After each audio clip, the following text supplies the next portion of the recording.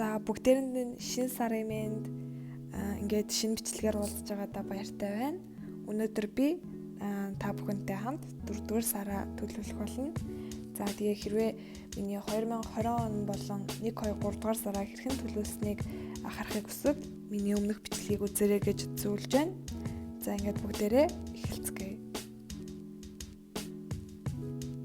За энэ бол миний 4-р сарын нүүр хуудас байгаа.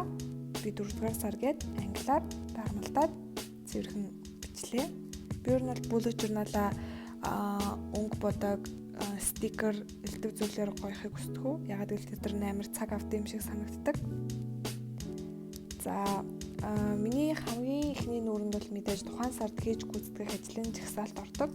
Ингэснээрээ би тухайн сард хийх ёстой зүйлсээ орхигдуулахгүй бас мартахгүй байж чаддаг.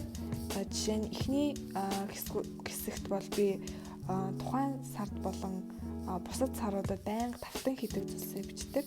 Жишээ нь энд бол миний сар болгон хийдэг хуримтлалын хэсэг харагдаж байна. Мөн дараа сарынхан bullet journal-ыг хийх бие хэмжих зэрэг сар болгон давтагддаг үйлдэлүүдээ бичдэг. Харин доод хэсэгт нь тухайн сард намайг хүлээж байгаа зүйлсээ бичдэг байгаа. За би одоо мөрчид буюу туршилт тогтоогч хэсгээ зурж байна. Хэрвээ миний өмнөх бичлэгийг үзсэн бол би өмнөх саруудад арай өөр маягаар хийдэг байсан. Тухайн сарын өдөр бүрийг дуугаар илэрхийлээд хэрвээ хийж гүйцэтгсэн бол түүнийгээ бодоод явдаг байсан. Энэ сар болохоор арай өөрөөр хүснэгт маягаар хийж үзэхээр шийдсэн байгаа. За ер нь бол туршилт тогтоогч бол миний хувьд маш хэрэгтэй. Одоо туршилт тогтооход өөртөө туршилт тогтооход маш хэрэг болж чадж байгаа зүйл. Хэдийгээр энэ нь харахад зүгээр нэг дугуй бодог альсгол хүснэгт бүгэлж байгаа юм шиг харагдаж магадгүй. Энийг ингээд бүгэлснөрөө айгу урам авдаг. Тэгээд нэгэ бүгэлхийг ингээд айгу хичээдэг болчдөг. За тэгээ энэ сарын хувьд болохоор би үргэлжлүүлээд номоо уншина. Өдөр болгон 7 хоногт 2 удаа дасгалаа хийн. Өглөө бүр гүн мөн өглөө болон оройн арьс арчилгаа гэсэн шинэ туршилт тогтоохоор шийдээд юм хөвгснэгтэй хийж байна. За ингээд энд бол миний 7 хоногоор хэрхэн өдрөө төлөвлөх хуудас эхэлж байна. За би өмнөх сараасаа бас арай өөрөөр арай бүр улам энгийн бас ингээд харахад ойлгомжтой зэгцтэй болгож төлөвлөхөөр шийдсэн. Энэ нь болохоор ажлын өдрүүдэд 5-5-нүүдэнд ийхүү англи том усгээр ажлын өдрүүдэд бичээд дээд хэсэгт нь өмнөх сараас туршлага аваад хэрэгтэй байна уу гэж бодсон энэ хөө 7 хоногийнхоо тухайн 7 хоногт хийх зүйлсээ дээр нь бичээд энийг өдрөдөрт нь хуваарлан хийхээр шийдсэн. Мөн үсгийнхаа баруун доод буланд тухайн сарын өдрийг бичиж өгсөн байгаа.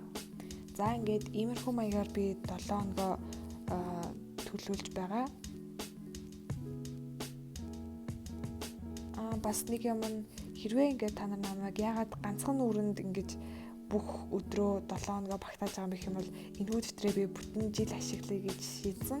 Тэгээд нэг нүрэнд нэг 7 хоногийг багтааснаар нэг сар маань ердөө 5 хуудас болж байгаа учраас энэ надад маш энгийн санагдаж байгаа. Бас айгүй гоё зэгцтэй ойлгомжтой. Бас bullet journal-аа ингээд хийхэд их цаг шаардахгүй.